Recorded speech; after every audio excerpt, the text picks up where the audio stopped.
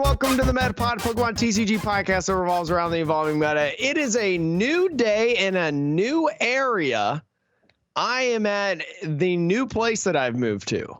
And it might not sound any different, but it looks different. I got a nice colorful wall behind me. You do, Sean.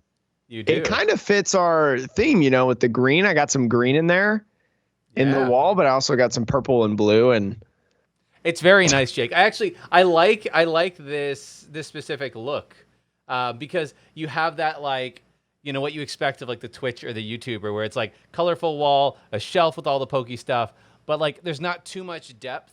Do you know what I mean? Like sometimes, like, I know my room has a lot of depth, but it's like furnished to a degree. But like, you know, sometimes if you have too much depth and not enough stuff, it just kind of looks like an empty room. This everything frames your face really nicely. I'm in a corner. I'm like dead set in the corner of the basement. So like this bookshelf is like right against that wall, and then here I can touch this wall, and I'm in a dungeon again. Basement buddies, Jake. Basement buddies. We're both in the basement. Basement buddies, except I live with my parents now, so it doesn't matter. I mean, I'm saving a ton of money on rent, so that's what matters for me. And I have not had fast food this week, Sean. Wow. I have not had fast food in like a week and a half. Because have your parents been cooking for you? Yeah, I'm just eating mom and dad's cooking, and dear God, it's awesome. But my mom, she bought dark chocolate Oreos the other day, and I don't really have a sweet tooth, Sean. I don't really have a sweet tooth, but those dark chocolate Oreos are so good. It might be the best Oreos that I've ever had. Wow. Well, that is, I mean, I can't partake of them anymore, but that does sound delicious. What do they not have, like? They have gluten. But they have gluten-free Oreos now, but they're just kind of like the basic Oreo. It doesn't matter. It doesn't matter. It sounds delicious. We need to make dark chocolate gluten-free Oreos for Sean, because those were, I mean, they're so nice. They're so good. They're so good. But anyways, we got a lot of stuff to talk about today. There was a big giant event. Well, I don't know exactly how giant. But big giant, not so big. Well, there was a big monumentous event that happened, an IRL tournament that happened over out east in New Jersey on the coast. And then we're going to be talking about Evolving Skies, because that is right around the corner. And honestly, like, what else are we going to talk about? Yeah, I mean, we could talk a little bit about post-rotation, but we can save that for next week, I think. We can save that. I'm starting to see all the tier lists come out of people talking about where they rank their post-rotation decks.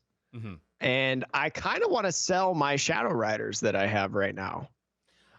I mean, it's not like it's a tier C deck. It's still like a tier 1 or 2 deck, right? It's just not S tier.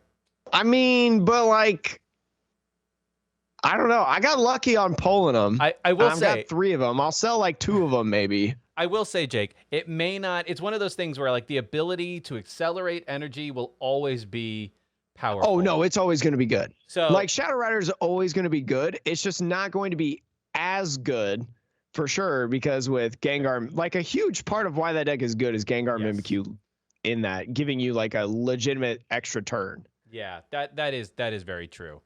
And also like I think there was another option that people were playing with, Cobalion. Like Cobalion just giving you an extra turn as well. Cobalion GX. Using Iron Rule? People are, I'm not kidding, Sean. People are doing it. But Iron Rule just stops them attacking, right? It doesn't stop them playing cards. No, but I mean, it's something. It's something, I guess. To me, though, that's like, why would you play a card that just stops an attack instead of playing a card that stops everything? I mean, I guess it doesn't technically stop an attack. Well, but I think it's more of a thing in like something like ADP. Yes. Where it's like already playing mental energies. Yeah, I don't think it's like super, super popular, but it's something that I saw over the weekend that I was like, oh, that's actually that's a decent thing. Huh. Well, do we want to read the first review? The review this week, Jake? Do you want to get into the review? We do. Thank you all again so much the other week for getting us up to 50 reviews. Now we're pushing our way to 100. With the state of the world, we're going to try to meet up at Gen Con and try to do stuff at Gen Con, but please, the end of the world don't come yet. But because we found this wonderful comment on YouTube, this wonderful person, Wysteria? Is that Sean, do you think that's how you pronounce it? Yeah, I mean, that seems about right. It might be wisteria. But, isn't that a flower? I think wisteria. Wisteria is it's a word that I know of. I don't know if it's a flower, but so it might be wisteria. So it's like a play on wisteria and something else. Anyways. Oh. But anyways, they left a nice, wonderful comment on one of Sean's YouTube videos about the podcast. So Sean showed it to me. I was like, Sean, we got to read this. This is a great review. This is a great comment. This is a 5-star review in my book. Well, I mean, I would say that we got 5 stars. Yeah, 5-star review. We're reviewing the review and we give it 5 stars. Yeah, exactly. That's what it is. But let's get into it. I'm a new Pokemon TCG player, and I recently found your podcast, Metapod, which absolutely fantastic. I listened to it religiously during the commute. Oh, yes. We love it. And both you and Jake have been such amazing resources. I enjoy your easy to understand discussions about the meta, even for a new player like me, and I'm convinced you guys are good luck. Same day I listened to an episode where you discussed the Leon card, you pulled the full art version from Target and grabbed a pack on a whim. Really appreciate that you guys don't shy away from difficult topics such as misogyny in the Pokemon community. Makes me feel welcomed as a female player. Thank you. Thank you so much for that wonderful, kind comment. That was amazing. Yeah, we don't normally read the YouTube. Yeah, we said we'd read YouTube. This was a YouTube comment on. We don't get a lot of YouTube comments. We don't. But I also this is from my video, but I pulled it out. I saw it, and I was like, I got to share this with Jake, and Jake was like, we gotta. So, your unofficial reviews elsewhere may one day make it into the pod, but yeah, we wanted to read this one because it was just so lovely. It's good. I mean, Sean, that's kind of like what Sean and I want to do with the podcast. We want to make it to where we have those difficult discussions and we have those topics that kind of adhere to everyone. And because I think whether you're a new player or a veteran, we're going to talk about Evolving Skies today. I think that pertains to both the new players and the veterans. The new players, okay, what cards do I need to be looking for? The veterans, what kind of combos do they think can do well, or what maybe should I look out for buying singles and whatnot, or just or even for collectors, what cards I think look awesome. Oh yeah, I say that a lot of times. There's a lot of beautiful cards in this set. It's pretty wild, actually, how many beautiful cards there are in this set. But again, super appreciate everybody that listens to the pod, leaves feedback, leaves nice review statements, all that stuff. Super appreciate it, Sean. Do we want to, before we get into the set review, Jake mentioned it about the tournament, the wild tournament, the IRL event that was run. If you are part of Poke Twitter, especially, which if you're not, I don't blame you. It can be a pretty terrible place sometimes. It's better than Burbank on Facebook, in my opinion. That is true. I mean, no hate to the mods on Burbank, but Burbank it's a bit of a cesspool. But I actually left Burbank the other week. Oh wow. I mean, I was I don't want to be here anymore. I probably should leave too, because I never read any of the stuff on it anymore. It's just, but yeah. Anyways, Poke Twitter was all abuzz about this. This over the weekend. The reason is computer and gaming universe. You may have sort of heard rumblings about there's going to be a 10K IRL event in Jersey, especially if you were in the Northeast. It's not going to be too far to travel for you, so you might as well. Maybe you'll meet up with people you haven't seen in a long time, other players. And that was also the reason that Ethan Hegster was going to do his event on the same weekend, is because there was already going to be an influx of people. Obviously, Ethan's event was canceled for a variety of reasons, but actually, one of the reasons was cost and prize support, which Ethan didn't feel like he could financially support, right? Which is a good segue to the problem with this event. Jake, what did you hear was the problem with this event? So this event was advertised as a $10,000 prize pool of things, but when people got to the event, underfunded, way underfunded than it was advertised.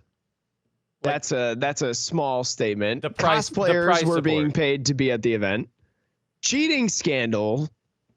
And well, you know what? It's the epitome. I don't know much about the cheating scandal. Okay.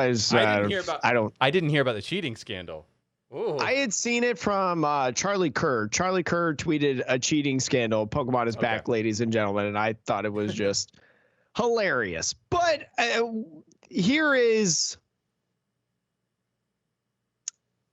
the thing. We might bag on this a little bit for, the prizing and stuff. But overall, I heard that outside of the prizing and stuff, this was a very good event. Very safe. Kept things clean, sanitized, spaced. The opponents were great. Judges were good.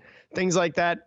Just a $60 entry fee into the event to not have a $10,000 prize pool. I think I heard it was way less than half. Well, yeah. I don't know the exact number. I think the prize pool would have been like maybe a total of $1,200 or something. And I think first place would have gotten, because I think Digimon had the same, and I think Magic even had the same number of participants roughly. And I know that for Digimon, first place got $300, which, like, okay, fine, but like 5th to 8th place, you basically got back your entry fee. And for context to everybody, like, they did technically say 10K event. They advertised it as 10K. That was in big and bold. There was like a place somewhere on the website or something that did say, like, here's the thresholds of payout, right? And we need 500 people to make it a 10K event, which, like, okay, it's technically there. The problem was they didn't tell anybody how many people had registered until the day of the event or the day before. So, like, if you're registering, you have no idea how many people are registering. You have no idea what the prize pool is going to be. So it felt like the rug got pulled out from under everybody who attended. And also, like, I get that you need to you can't have a prize pool bigger than what your entry is. That's just math, right? Mm-hmm. But like the actual prize pool to entry for each tournament is just so off. It was like they collected $6,000 in entry fees per card game, basically, and paid out $1,000 or so. And like you could say venue cost, blah, blah, blah, but like they used the same venue for like 4 or 5 different card games over 3 days. So it's like the venue cost is one fixed cost for that window of time, right? So every event that they run, it doesn't get more expensive to run another event, if you know what I mean, right? So it's like, it was pretty, that's the shady part. I don't know much about the other events, about how people felt about like the Digimon event or like you said Magic, right? Yeah, Magic as well.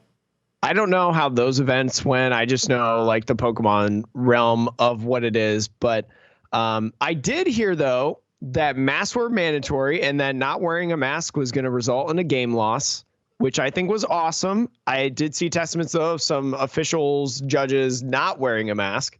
So that is not awesome. But I like the rule, at least. If you're not wearing a mask, you get a game loss. I like that rule. Yeah, I mean, I'll say, like, to your point, Jake, everybody said the judges were great. The tournament ran smoothly. For the most part, it was just people were happy to see other people in the community that they hadn't seen. Yeah, just happy to play IRL again.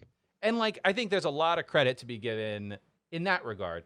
But I think what that comes down to is, I think what it comes down to, though, is like, that isn't really something that the organizers, like the fact that the judges are good means, hey, congratulations, you either hired or convinced good judges to volunteer, one of the two. But like, it's the judges who made the event good, not you, the organizer. So for the organizer's perspective, though, like, oof, big sad. Jake sent me some stuff out here. There was one more like thing that I want to hit on, and that was the entry tournament mat. Everybody got a play mat from the event. And for those of you that don't know, Sean makes play mats. Mm-hmm.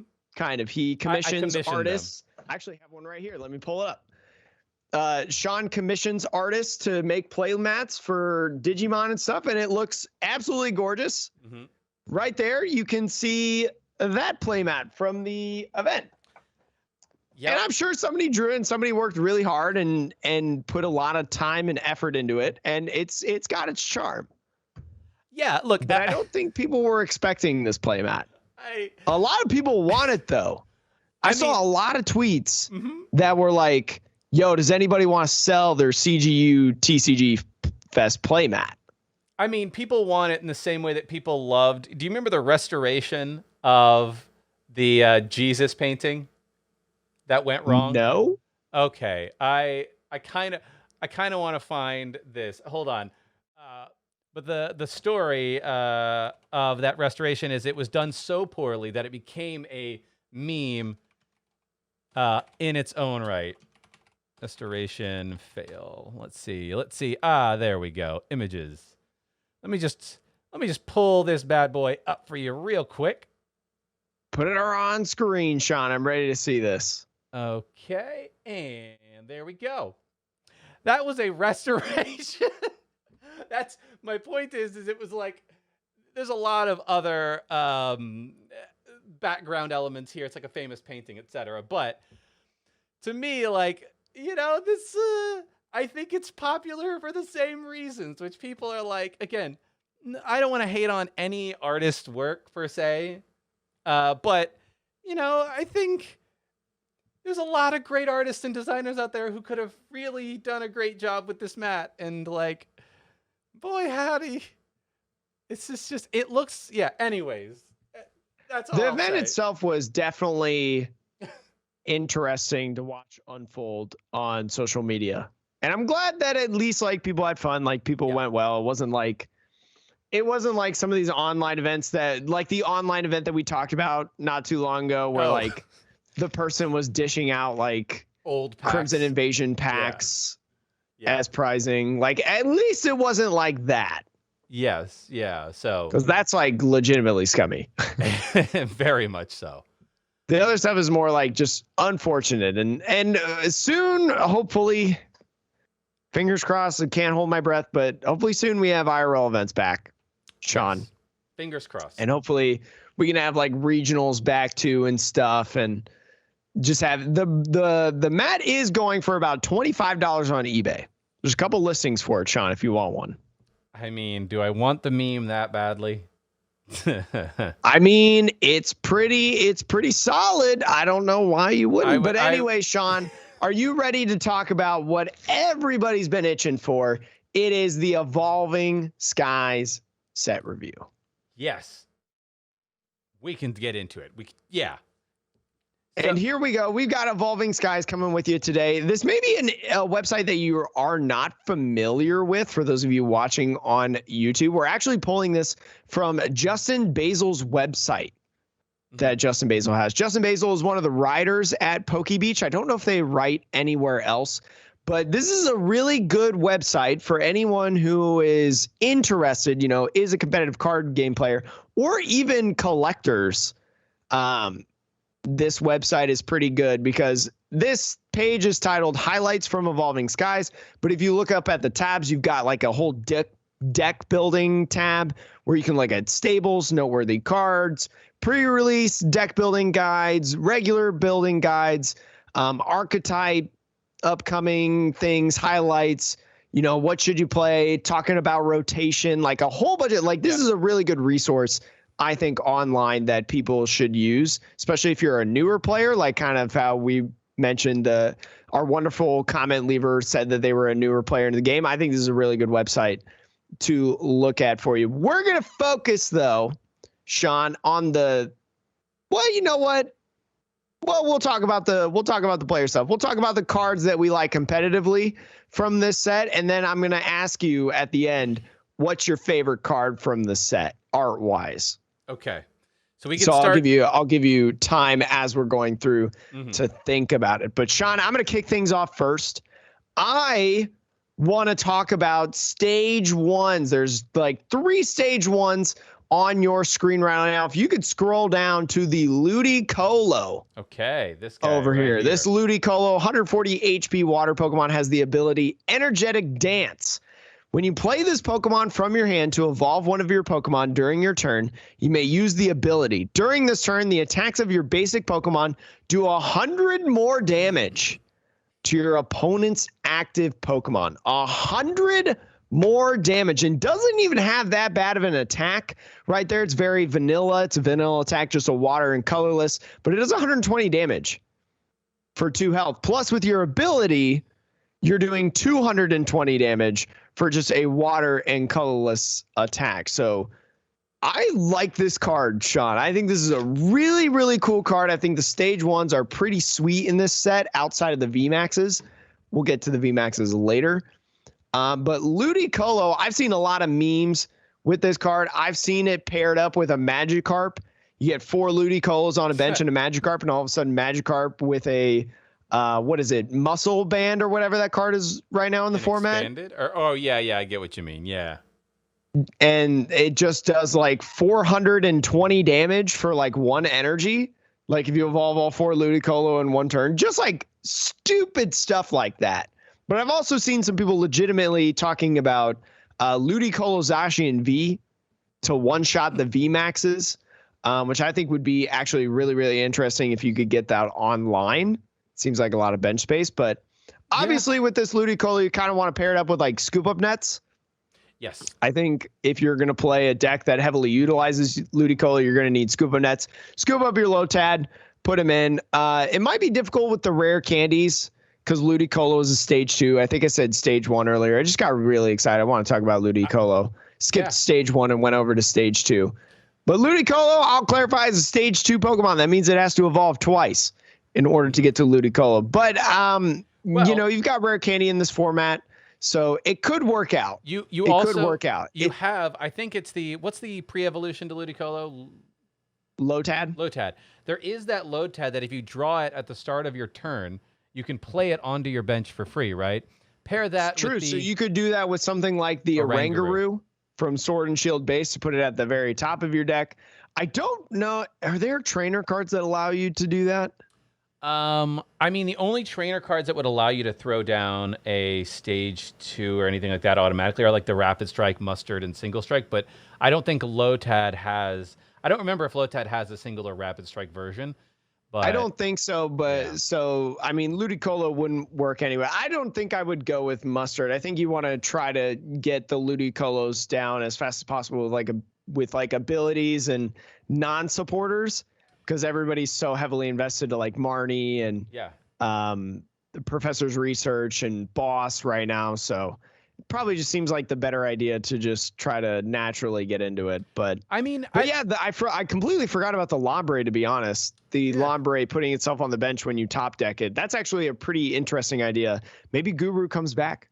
Maybe buy your Gurus. I think if you're playing Zacian, right, and you're going to have a Guru, I think it kind of starts to look a bit like Sword and Shield format, like base format ADP, except without ADP, where you have Zacian and Oranguru.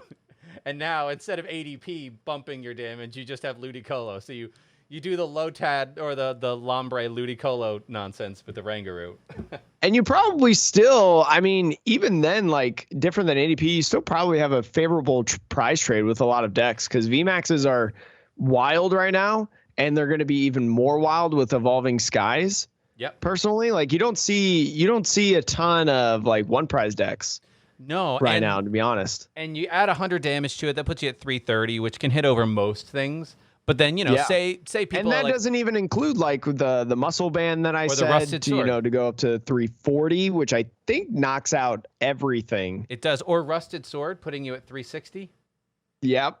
I mean, it's. I will say it's a fun combo.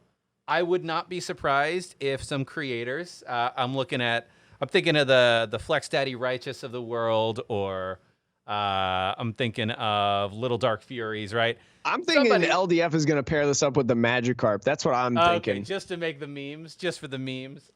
Yeah, I mean, LDF has got the wildest videos for the funnest, wildest decks. You know, definitely going to pair this up with some baby bulk Pokemon that nobody's ever thought about using and just make it absolutely massive. I can already see the headline.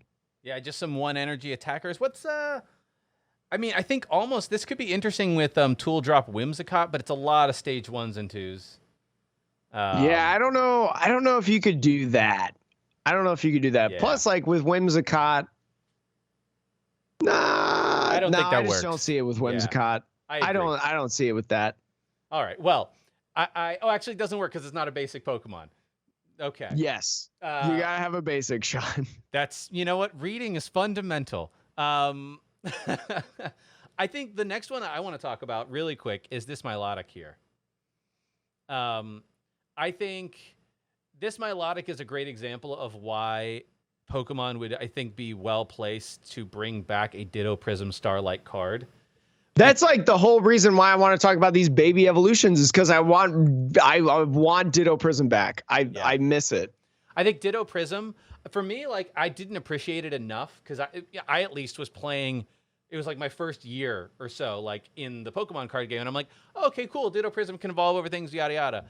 I think seeing more and more of these stage 1s, especially with really interesting abilities, and thinking like, oh, if you're a veteran player, especially being able to choose tech cards like that to go and grab out of your deck. So this Milotic, for those of you who don't know, it has the ability whenever your opponent plays a supporter from their hand, prevent all effects of that card done to your hand.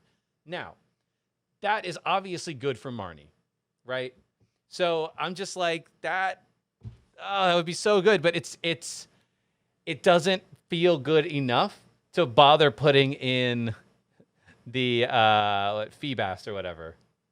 Like, I wouldn't run a 1/1 line of this just to stop Marnie, but if Ditto Prism existed, you'd run this and a couple of other cards and call it a day. Yeah, I mean, you'd run that, you'd run Frostmoth, you'd run some Inteleon Drizziles over there, like, and another one that I kind of want to get into real quick, going back, we don't have Ditto Prism, Sean, but if you scroll down a little bit to Zoroark, just a couple more rows down, Zoroark is go back up. It's on the right side. I see it now. Gotcha. It's that dark Pokemon right there. Yeah, so it's got the ability Illusion Transformation. Search your discard pile for a stage 1 evolution card, not Zoroark.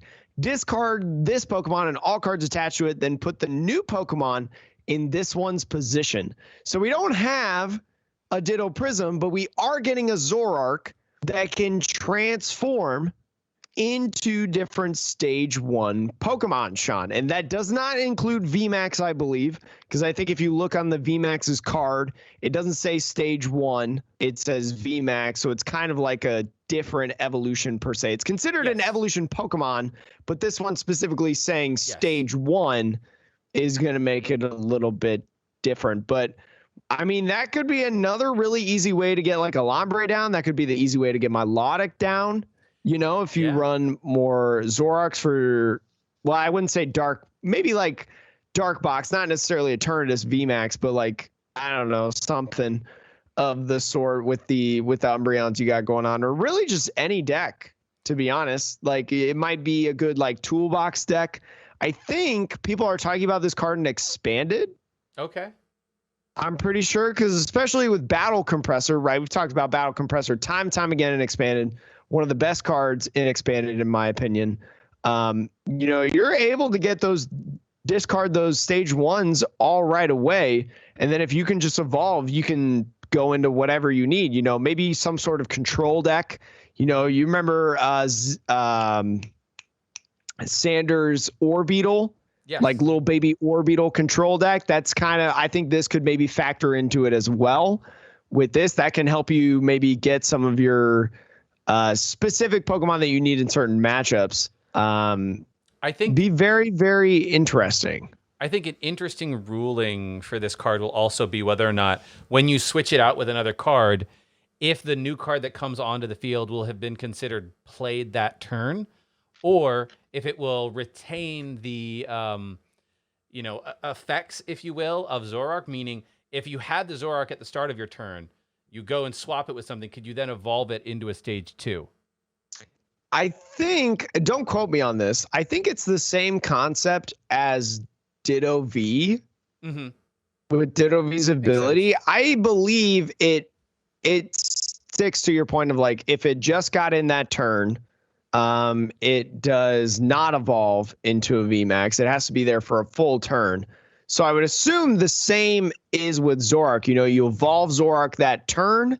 You can't just switch it and then put a stage 2 on top of it. Yeah. You have to wait like another full turn in order to get a stage 2. I think that's what if I had to take a guess, that's what I would say. But obviously I am not a judge. So No, it's just that ruling could be different.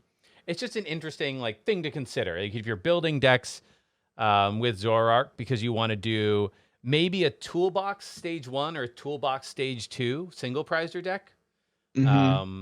Could be an interesting thing to consider, to be like, okay, based on the matchup, if maybe your goal is you play a 4/4 line of Zoroark and then, you know, a variety of stage 1s and 2s, and your goal is to hit for weakness. Let's say you're playing Aurora Energy and you're like, I'm going to win by taking 3 prizes at a time and hitting for weakness. Obviously, the problem with this strategy is Zoroark is not really that beefy.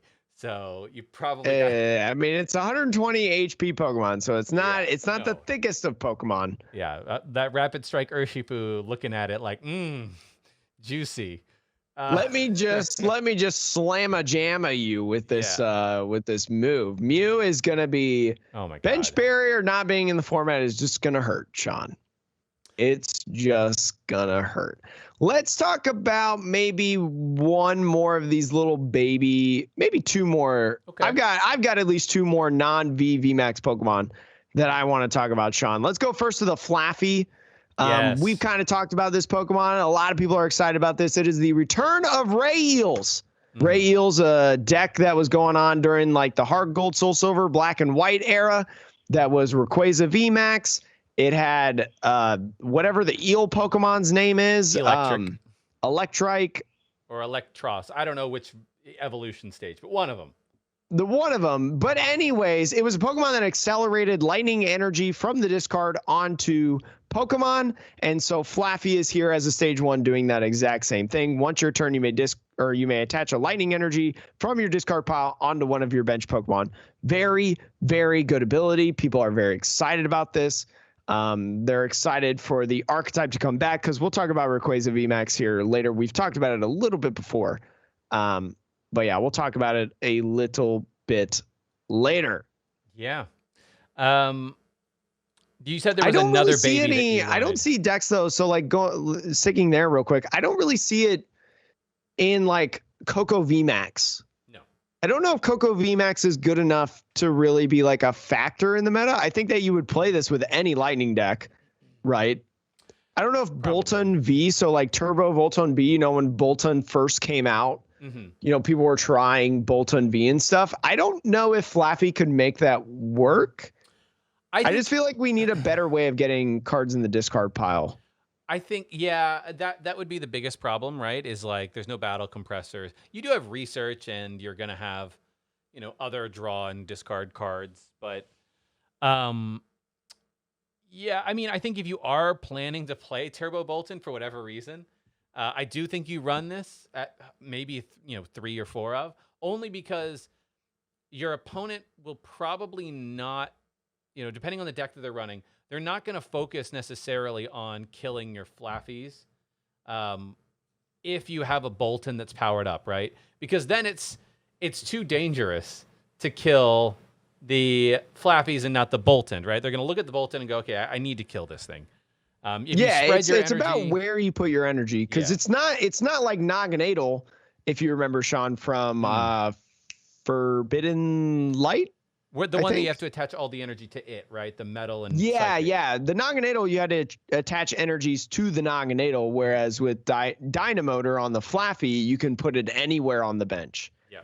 You can spread it out as much as you want. Bolton's attack cost is only 2 energies? 2. So you can do like 2 energies on the Bolton, 1 on each Flaffy on the bench to kind of spread it out. So if they do want to boss something up, it's not like they're taking 5 energies off your board at the exact same time. Exactly. And leaving a Bolton alive turn after turn is pretty It could be tough. Yeah. It's slowing your opponent down in terms of prize trade. So I think if you're going to run that, you probably do run this. I do think maybe that this could pair well with Zeraora V also. Because especially with no bench barrier Mew, Sean, you might be able to chain, especially with Rapid Strike energy, being able to be used here.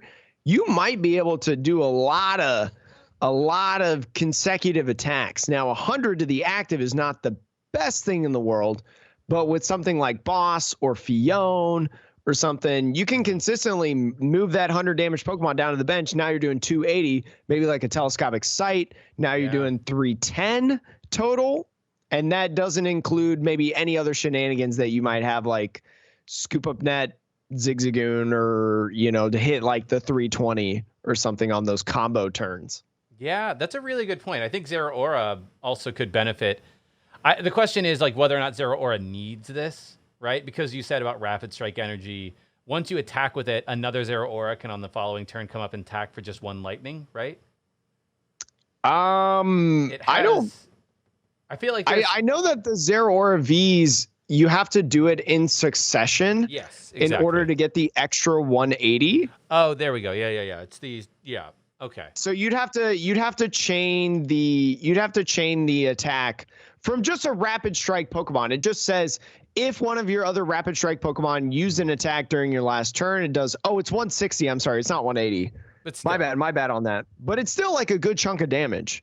Right, you can still do 190 with the telescopic sight. Passimian boosting up Rapid Strike Pokemon to do extra damage.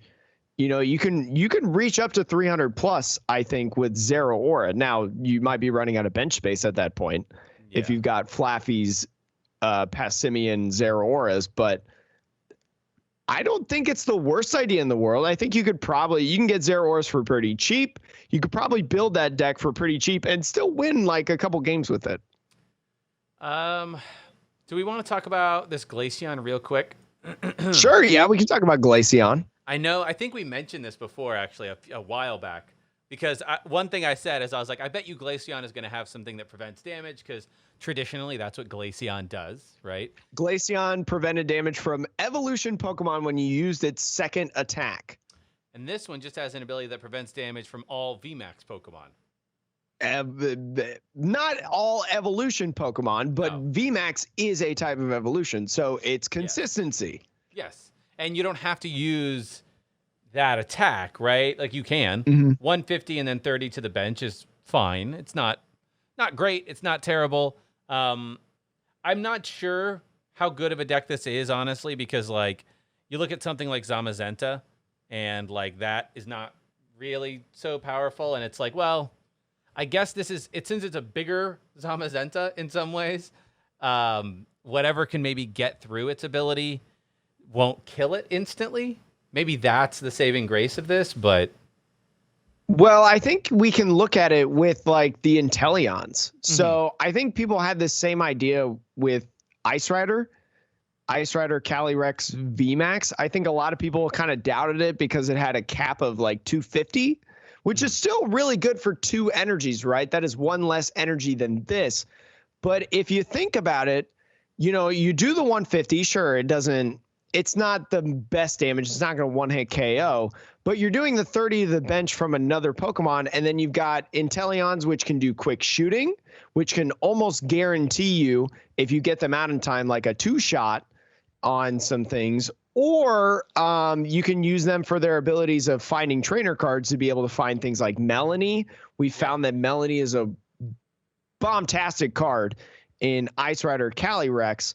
So I think Glaceon could make some noise, especially when you combo with something like the Suicune V, which we've talked about before. And I think some people have been playing around with it as well, Sean. Yeah. I guess the question becomes like, you know, there's a lot of the cards that make this card better, but is there a better partner in Ice Rider, right? It's like, I think that's what this sort of suffers from, is being good, but Ice Rider is the better VMAX to pair Suicune or Inteleon or any of those cards up with. And so it's like, there's something better. And you're just like, well, okay then. All right. But Sean, I think there's a better VMAX of the evolutions than Glaceon. Which one? Umbreon VMAX. We've talked a little bit about it before. Some of the more regular listeners may know where we're going with this. But Umbreon VMAX, a dark Pokemon, 310 HP, single strike as well. That's something to note. Single strike Umbreon VMAX has the ability Dark Signal. Once during your turn, when you play this card from your hand to evolve one of your Pokemon, you may switch one of your opponent's bench Pokemon with their active. This is a good card, Sean, and this will be a good card for a while. It is literally a free boss's orders. Yeah. Free boss's orders. You get to choose who to switch. You get to bring that sucker up, and you get to punch it in the face, however, or lock it if you're a control deck. But very, very good. The attack on it, I mean, it's dark, colorless, 160 energy. It's not an incredible attack by any means. I don't think we talked about the Japan Nationals. We went over Japan Nationals when that happened. We went over the top 32, and Umbreon, for all the decks that it was paired with, was just that support Pokemon of using that free boss's orders. And I mean, you're going to see it in Eternatus. I think you could see it in maybe like Gengar VMAX. I think you could see it in ADP. ADP is rotating. JK. Well, we didn't preface this, but Sean and I, when we're thinking about the set list, we're thinking about post rotation. Yeah. We're not really thinking about that weird period where, Evolving Skies is legal with everything else and it's absolute chaos and a mess. Yeah. We're just thinking to post. I mean, Eternatus is an interesting one because you throw this guy down, right? You Evo something up. You hopefully blow it up, maybe. And then, if your Eternatus gets killed, you can choose then to discard this. As what you have to discard down if you need to do that. So that way you have fewer 3-prizers on the bench. So I think that helps it for sure. But yeah, like you said, any deck that likes to... I think one thing I'm noticing around all of these cards, plus cards from Rapid Strike and, a variety of cards, and the fact that Telescopic Sight is still around, is that bench damage, spread damage is a big deal right now. And comboing things so that you're taking all those prizes, like 4 or 5, sometimes 6 prizes in one turn. Cards like this, I think, are going to be... I think, what was it? Was there a Lycanroc GX that had, like, bloodthirsty eyes back in the day? Yes, Lycanroc GX. Because Buzzrock was a huge thing back in the day with Buzzwole GX as well. So yeah. Crimson Invasion, I think it was. So any deck that likes to do bench damage and so can, like, hit 2 things at once, I think this will, over time become... a staple, like a 1/1 line, maybe, in all those decks to be like, I don't care if I have boss or not. I can either find a boss in my deck or I can find the Umbreon VMAX in my deck. And that actually gives you like at least one more out, probably more, assuming you play things like Evolution Incense as well. So if you're playing like 3 boss in that deck, plus like 2 or 3 Evolution Incense, because you're playing other evolutions, then all of a sudden you might go from like, I have 2 chances in my deck to find it to maybe 4 if you find an Evo Incense, or 5 if you just draw the card naturally. And that's the kind of consistency that wins games. So. Yeah, and I mean, I agree. I think this is a card that can be in a lot of different decks. Not just, we mentioned like Eternatus and maybe Gengar, like some dark decks, but I think this can be paired with other things, like any rapid or single strike deck specifically, I think could do well with this, because you're going to have like single strike S cards that mesh well with this. But again, it's just that free boss's orders. But if we want to talk about, find outs to supporters, Sean, you already know where I'm going with this. Yes. We want to talk about outs to supporters. We have our Tapu Lele GX incarnation. Not exactly. It's close. It's getting there. It's getting there, Sean. Nerfed Magcargo, smooth over.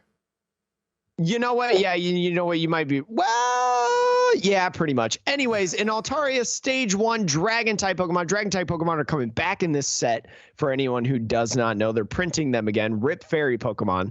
But this Altaria has an ability, a 90 HP Pokemon, Alluring Melody. Once during your turn, you may search out your deck for a supporter card and reveal it.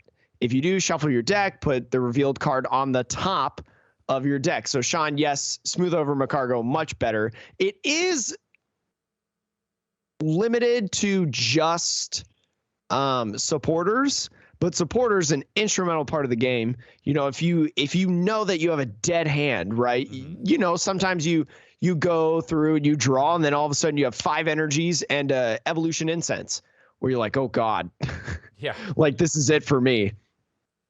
So the Altaria gives you a lot of flexibility into making sure that you don't dead draw. And then also, oh, you want to Marnie me? That can also guarantee that I'm going to have a supporter in my hand the next turn, even if you use that Marnie. It's not coming into my hand, so then you're like, oh, I know you have that in your hand. I don't want you to have that. Bye. It's going to be like, well, it's going to be in my hand next turn pretty much no matter what, unless you reset stamp me, which is rotating. Yeah, I mean, thank God reset stamp's rotating. I mean, I will say, for people who like to bling out their decks, buy your Orangaroos now, the gold Orangaroos, because it's already going to be expensive because it's a gold Orangaroo. But in terms of playability, I think Orangaroo goes way up because we've already talked about one card where Orangaroos are good. This is another card. And there's a few things I actually love about this Altaria. One, it's a once per turn, right? So if you do the work of putting it onto your bench, you can use this every turn. So that plus an Orangaroo, which are two cards that are otherwise a non-threat to the opponent. Like, these types of things, they're not worth more than one prize. They're not really a threat to the opponent. So they're probably not going to be targets of, like, a boss, right? They might be targets of some snipe damage, but otherwise, your opponent probably leaves them alone. And I also love that it's free retreat. So it is a pivot Pokemon on top of everything, right?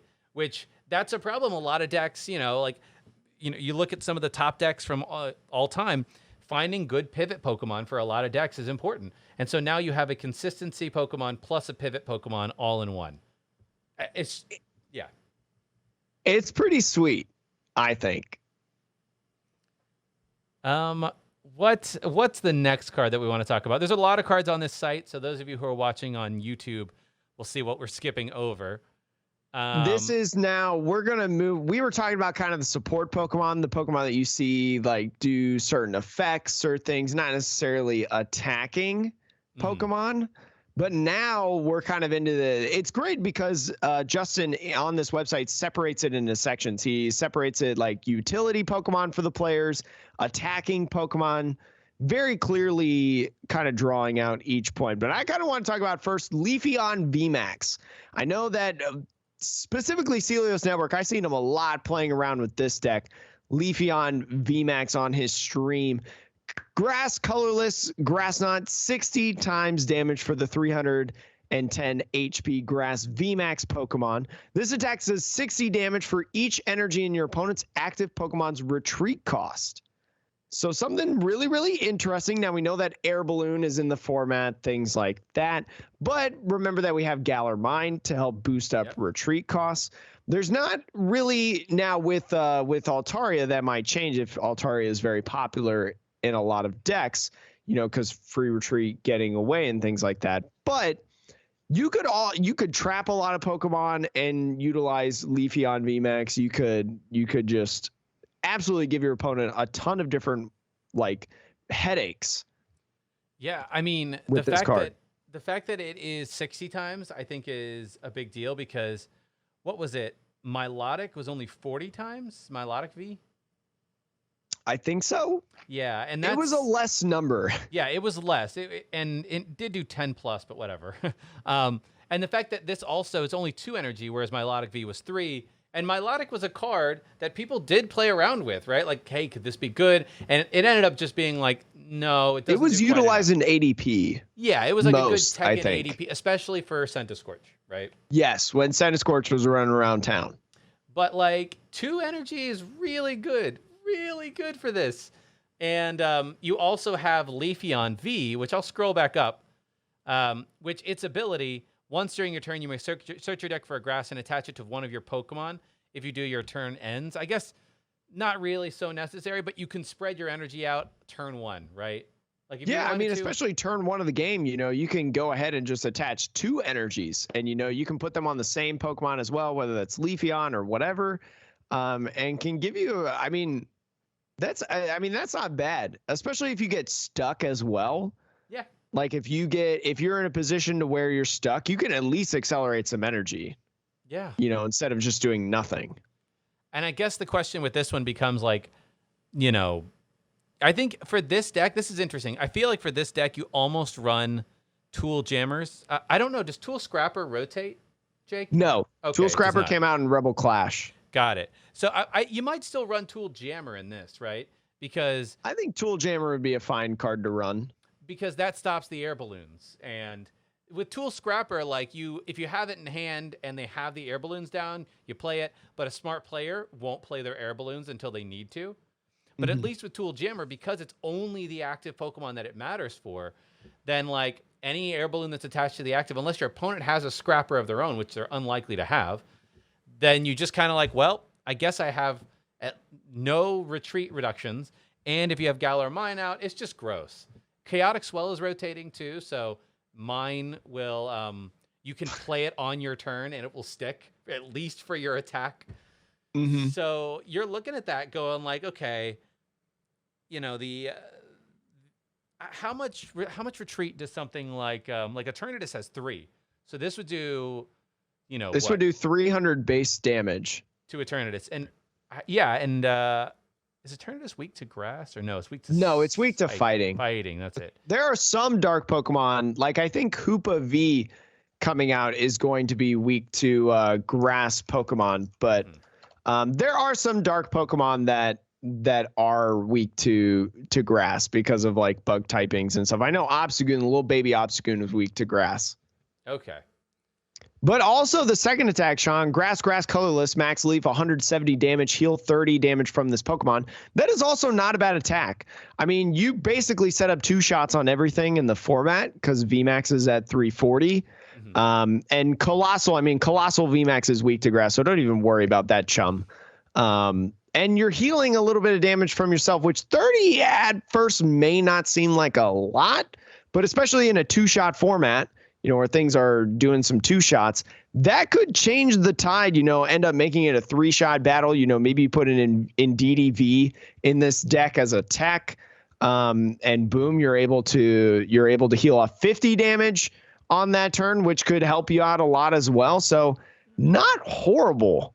No, I mean, think I guess it's nice. Like if you're playing this because of Grass Knot, but knowing that you have an attack that situationally, like if you're playing against something that's not doing 200 plus damage a turn, something like, you know, this type of card that's only doing between 150 to 170, healing 30 damage might matter, to Jake's point about like if they're going to end up being 10 short, you know, if they don't get there, that's all that matters. You know, it's all or nothing at that point. So yeah, we didn't even mention Cherim could combo with this card, Sean. The Cherim that accelerates energies. Oh yeah. Grass energies. Oh, that's great. So I mean, there's another Pokemon right there. I'm pretty sure Cherim actually works. Now I'm like doubting myself. I mean, yeah, Cherim. It's hard. It's for Pokemon that doesn't have a rule box. Never mind. Throw that idea out the window. That's why we didn't talk about it. It doesn't matter. It's only a 2 energy cost to attack the main attack. That's all that matters. Yeah. Fooey. I want to talk about this Gyarados VMAX real quick. And the reason is not because Gyarados VMAX is any good. I think 120 discard an energy. I don't know. Maybe discarding an energy is okay. It's whatever. I mean, but I think the thing that might make this card playable to a degree is if you're doing a little bit of damage with this, like some amount, 120, 240, whatever. But being able to put the memory attachment, what is it called? Memory Capsule? Memory Capsule, yes. Play Memory Capsule and being able to play Temper Tantrum. Because 20 times the number of damage counters, okay, it's 330 HP body, right? There's going to be a lot of damage counter. So if anybody hits into this and doesn't OHKO you, if you have Memory Capsule for the same amount of energy as any of your other attacks, you could basically be doing lethal damage to anything in the format. And remember, we have I think it's called Old Cemetery, but there's the stadium card now that Chaotic Swell is gone, now that Marshadow is gone, where if you attach energies onto a Pokemon, you put damage counters on that Pokemon. Then we even have something like Spikemuth, to where if you want to do like some of the Spiritomb combos, you can escape rope, switcheroonies, left, right, center, and just get a bunch of damage counters. You know, maybe your opponent did a little bit of strategic stuff and only put like 50 damage counters on you because they know that they can KO with the other attack, so they did the weaker one first. So you can't use Temper Tantrum. You're like, okay, I'm just gonna do a bunch of things to get damage counters on myself, to put myself in range to do that. If you're just going to OHKO me anyway, I might as well take a KO with Temper Tantrum. I don't know. It seems kind of like it costs a little bit more than what is actually realistic, but it's just a thought out there. I mean, Frostmoth. And this Old Cemetery, it's every time you attach an energy from hand, right? Mm-hmm. So, I mean, what's to stop you from attaching 7 energy, putting 14 damage counters on this bad boy, and doing 280 damage, right? I mean, it seems good. I will say, this is the one thing that Water, I think traditionally, at least while I've been playing, has struggled with, is you don't have big attackers like Ice Tray, like Ice Rider, doing 250, although you have to discard all the energy to do it. 250 damage for a water Pokemon is actually very high in the time that me and you have played. Like, most water Pokemon have a very limited damage output. And so I think the ability to do OHKO damage, I don't know. I don't think it's a deck in its own right. I don't think Gyarados VMAX is its own deck. But if you're playing the right kind of deck and you want an OHKO potential Mon to throw up there, I'd say it's something. It's something. It's like when you want to play Catterday. You just want to play something cheeky, fun, different, and you just want to have a good time. Maybe win some games here or there, except if you're me and you go 3-0 with Catterday at your final local league in Indianapolis. And it's never been. I don't think I've ever gone undefeated in league except for playing Catterday. BDIF. Wait, didn't you? I guess that's not league, but I was about to say, didn't you win I guess not undefeated either. You won a cup, right? With No, I top cutted a cup with Pidgeotto Control. Okay, filthy. Filthy. I love Pidgeotto. Oh man, Pidgeotto Control takes me back. Anyways, Sean, let's talk about the birds. Okay. The birds, not the bees. So we're going to kind of talk about all 3 of them at the same time. There's Galarian Articuno, Moltres, and Zapdos. And essentially, they all do the same thing. When you play this Pokemon from your hand onto your bench, you accelerate 2 energies of that type on the bird. So like Galarian Articuno will accelerate psychic energy, Galarian Moltres will accelerate 2 dark energies, and Galarian Zapdos will accelerate 2 fighting energies. This is very similar to Darkrai Prism Star, if you do not remember. I don't remember what set it was from, if it was from like Ultra Prism or Team Up, but it was a Prism Star card that when you put it from your hand to your bench, you accelerate 2 dark energies from your hand onto it. So especially like Galarian Articuno, when you have a card like Shadow Rider that does more damage based on the amount of energies that are on the field, I think Galarian Articuno is actually probably one of the better of the 3 birds. I think you can kind of put it as like Articuno, Moltres, and then Zapdos, in my opinion. Yeah, the fighting one, the fighting one's a weird one that I'm not sure I understand the value of it.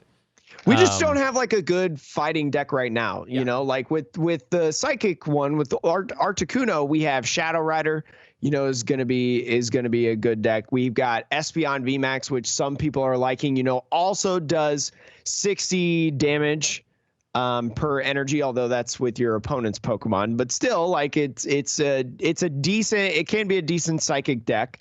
The dark, we've got, I mentioned them before, Eternatus, you've got the whatchamacallit, the Gengar, if you want to try that out. So, and plus we have Energy Switch in the format. I think Energy Switch was Sword and Shield base set.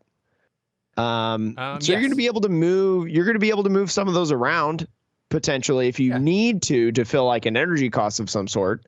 And also maybe for fighting, Galarian Surfetch V, when you move it from the bench to the active, I believe you take fighting energies. Okay. Yeah. Galarian Surfetch. I think that you're right. That is the combo for the Zapdos. It's what's going to have to be the combo. Yeah. I'm trying to think. I'm also looking at the time, Jake. Do we want to? I do. We'll do a couple more because I've only got one more Pokemon that I really want to discuss real quick, and we've talked about it before, so we don't have to stay forever. Do you want to finish off the Pokemon, and then next week we can do all of the trainer cards? You know what? Yeah, we can do that because there's some cool trainer cards in here. I have for context, I have an eye appointment in 40 minutes as of the time of this recording. So it'll probably be, it's not very far. It's only like 10 minutes away. But anyways, we're going to talk about the last Pokemon, Rayquaza VMAX. Rapid Strike Rayquaza VMAX with the ability Blue Sky Wave, 320 HP Dragon VMAX Pokemon. Once during your turn, you may discard your hand and draw 3 cards. A lot of people are liking this ability. You know, discard draw is been good, Sean. We've seen it with Professor's research, you know, all the Junipers and things like that throughout the trading card game since like Black and White. Even Professor Oak, I think, actually did that. I know there was Professor Oak way back in Heart Gold Soul Silver that was like Cynthia. But anyways, that is pretty good. But the main thing, comboing with the Flaffy, we kind of talked about it earlier. But for fire and lightning energy, max burst 20 plus damage. You may discard any number of basic fire or lightning energy from this Pokemon. This attack does 80 more damage for each energy discarded in this way. 80. Now, we talked about this briefly when it was announced, and we both were like, this seems broken. In tourney results, and actually in Omnipoke and other people's tier like lists, it's actually at tier 2. And I wonder if that is just because it has weird energy requirements of fire and lightning. Yes, we are getting Flaffy, which helps, but the amount of setup it takes to get the first one off is not nothing. I think what a lot of people are afraid of is, one, no bench barrier Mew or any sort of bench barrier component. I think that really turns a lot of people off when you talk about Rayquaza VMAX because, you know, just snipe the Flaffies. They're only 90. Yeah. Right? So especially with something like Rapid Strike Urshifu, you can take out 2 Flaffies in a single turn and inherently make the game way, way harder for a Rayquaza player. Yeah. And plus the energies have to be on Rayquaza. It's not like Shadow Rider Calyrex where you can put the energies anywhere you want to do that extra damage and discard based off of that. But I think this is going to be a good deck. I think this is going to win a tournament, in my opinion, Sean. I mean, people love the heck out of Ray Eels. People are going to play the heck out of this deck. I wouldn't say it's the new ADP because ADP is a monstrosity to mankind, but it's going to be played probably like that.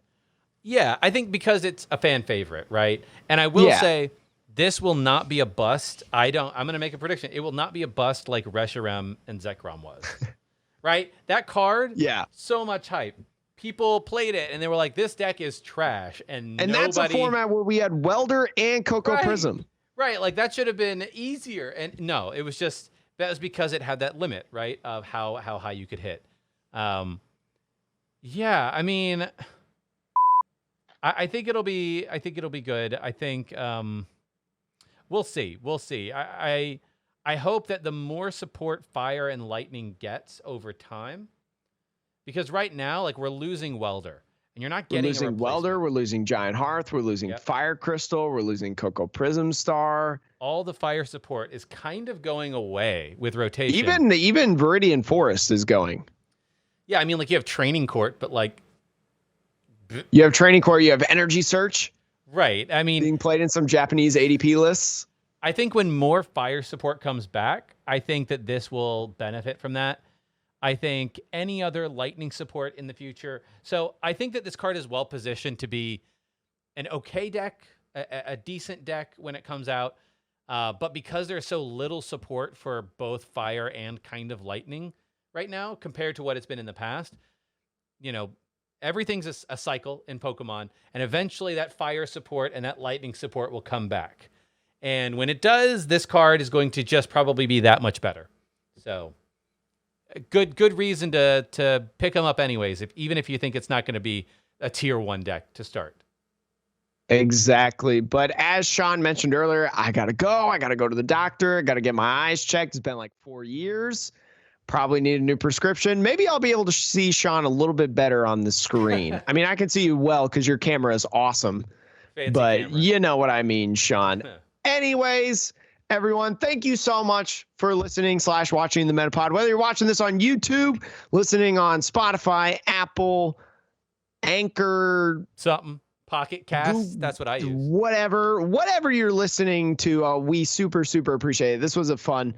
I like talking about the card sets. Yes. It's very cool to see the direction where everything is heading. And right now we're just kind of like theory crafting, just talking about the cards, what our first thoughts are pretty much.